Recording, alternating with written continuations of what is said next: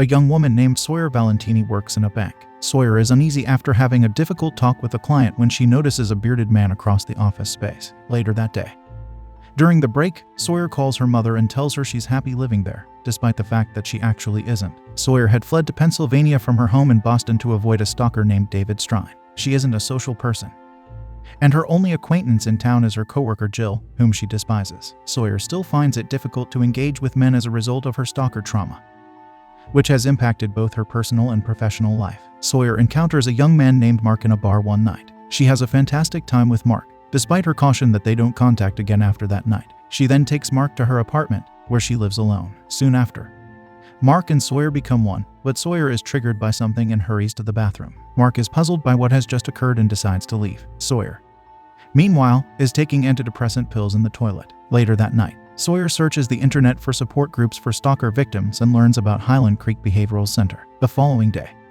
Sawyer attends the facility during the day and tells a counselor about her stalking trauma. She says that she doesn't feel safe anywhere, even though she knows it's all in her head. Sawyer also agrees to the counselor's question about if she has suicidal thoughts. Sawyer prepares to leave after completing a few pieces of paperwork and submitting them to reception, but the attendant asks her to wait because someone would be there soon to help her. Sawyer is then led to a room where her belongings are taken from her. Sawyer requests for her belongings, but the staff refuses. A few moments later, she is approached by another member of the medical staff, who requests that Sawyer undress completely. Sawyer becomes extremely confused because she has no idea what is going on. The staff member advises her that her body must be searched for scars or birthmarks for identifying purposes. Per the nursing assessment, Sawyer has had enough and attempts to leave the room, but the door is locked. Sawyer, having no other options, does exactly what the staff lady asks her to do, although feeling extremely violated. Later, Sawyer tries to persuade the lady that there must have been a mistake as Sawyer came here for counseling purpose only. The lady shows her the consent paper that Sawyer had earlier signed, and informs her that she is under 24-hour admission in that facility and cannot leave before that time. Sawyer attempts to keep things cool with the lady and politely requests a phone call. Sawyer quickly dials 911 after the lady grants her one. Sawyer swiftly describes her situation to the operator on the line and requests assistance, but the lady stays calm throughout the call. She informs her that the cops receive countless calls like this every week. Sawyer is subsequently transferred to the psychiatric ward, where she sees several other patients. Later that day, Sawyer is constantly disturbed by Violet, a strange girl in the next bed. Violet threatens to use a sharp tool to cut Sawyer's hair when she is sleeping. Violet mocks Sawyer at night for still being there even though she swears she will be home in a few hours. Meanwhile,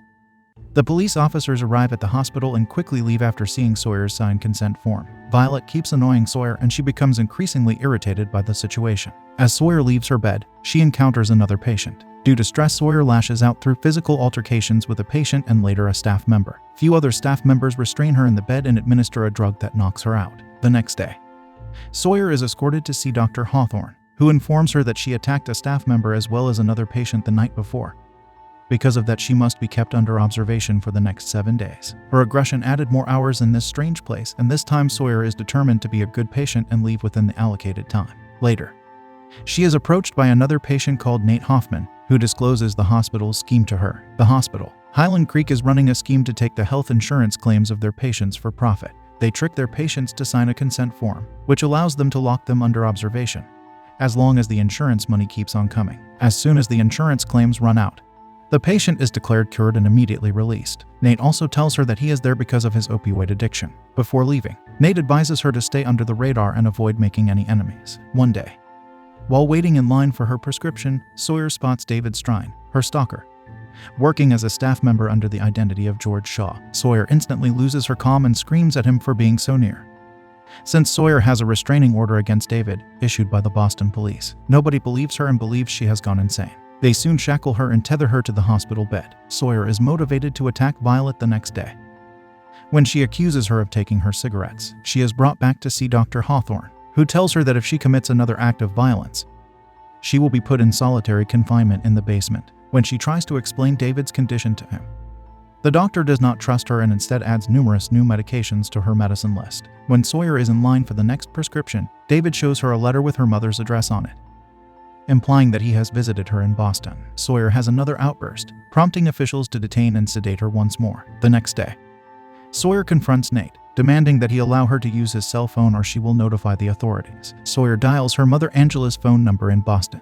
She describes her entire situation and for the first time, tells her mother about being stalked by David. Angela becomes concerned for her daughter and rushes down to Highland Creek to save her. Angela speaks with the authority, who believes that their institution is the best location for Sawyer right now, and expresses fear for her career if she is not adequately treated. Angela is allowed to visit her daughter after some convincing. Angela promises Sawyer that she will get her out of there soon and encourages her to open up to her in the future. She leaves, promising to return with cops and lawyers. Later that day, David gives Sawyer a higher dose of methylphenidate on purpose, causing her to become violent and disoriented. Moreover, that night, David disguises himself as a hotel employee and convinces Angela, who has never seen him before, to let him into her room. Meanwhile, Sawyer and Nate have a good talk about their lives and ambitions. Sawyer, it turns out, used to take up volunteer work, where she cared for David's father in his final days. David became obsessed with her after being comforted by her during his father's death, and began stalking her. Soon after,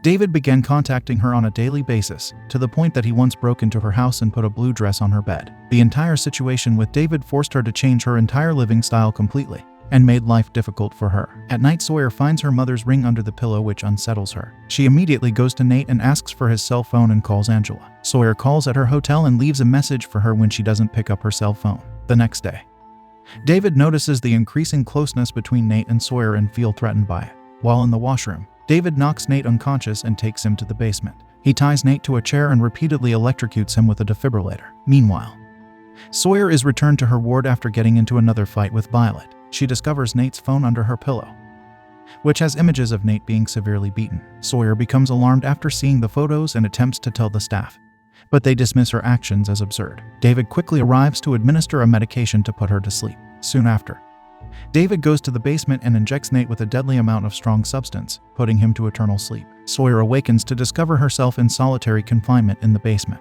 The staffs quickly discover Nate's body and believe that his death was caused by an overdose. David soon pays Sawyer a visit in her cell. Sawyer asks David if he killed Nate, and he agrees. When she inquires about her mother and the ring she discovered, David lies and claims that Angela gave the ring to her voluntarily, because she wished for them to be together. Sawyer does not trust David and begins screaming for help, but her cries are in vain because no one can hear her in the basement. David tries to get Sawyer to move in with him to a mountain cabin he owns in New Hampshire, but Sawyer declines. Later, Sawyer accuses David of being senseless and blames him for his father's condition. She then mocks David for his obvious lack of experience with other women, causing him to cry. After being mercilessly insulted by Sawyer, David sobs his way out of the cell. Meanwhile, staff members discover Nate's notepad, on which he was keeping track of all the shady goings-on at the facility, and notify the administrator. Elsewhere outside the hospital, the body of the real George Shaw, whose name David had been using, is found in the woods. The following day, David goes to Sawyer's cell and brings her breakfast. He informs Sawyer that he updated her records to make it appear like Sawyer's insurance has run out,